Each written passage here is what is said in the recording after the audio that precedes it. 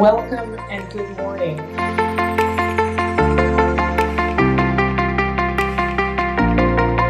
We decided to organize a conference because conferences are a gathering of people. And when you gather people together, they're sharing their energy, they're sharing ideas, and they're creating something that can go on into the future.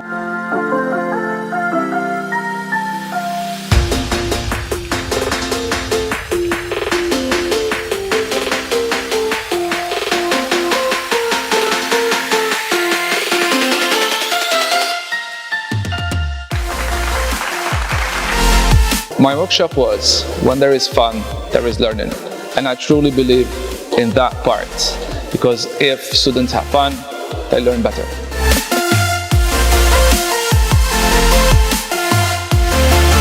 I've seen many young teachers very happy for being here, really very happy. You could see their eyes shining in the plenaries and in the workshops, and their enthusiasm is not only for the English language, but also for the teaching of the English language.